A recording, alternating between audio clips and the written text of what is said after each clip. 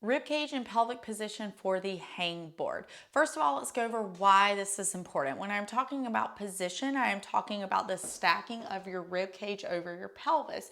And we can do this in all sorts of different positions, but I really love getting postpartum climbers to do this when we are working on our hangboard. When we are getting back to hanging, that does not mean that we are having to hang full body weight. We can still do the stack in a supported position as well. So no worries if you're not back to totally hanging yet. We still want to practice this stacked position from the get-go when we're getting back into hanging and doing some finger training with the arms overhead. So how do we get into this stacked position?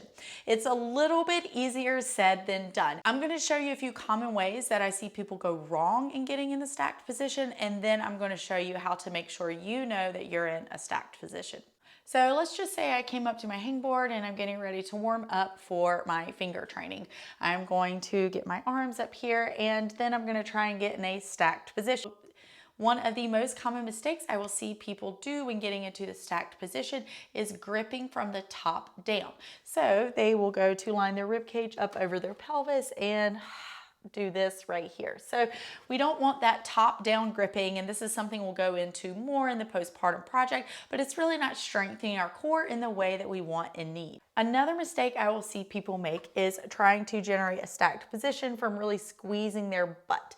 And we don't want to do that for reasons that we'll explain more in the postpartum project, because again, it's just not giving us that optimal alignment and connection that we're looking for. What we're looking for ideally in this stacked position is a position where we are able to get our rib cage and our pelvis stacked on top of one another without gripping down from the top or overly squeezing in from the bottom. We can do all of our hanging work right here, and it just reintegrates the pattern of our respiratory and our pelvic floor diaphragm to give some really wonderful feedback to each other, and it gives us a great way to work on rehabbing the lengthened muscle and tissue of our deep core, internal, external obliques, and rectus abdominis. All right, that is your stacked rib cage and pelvic position for hangboarding.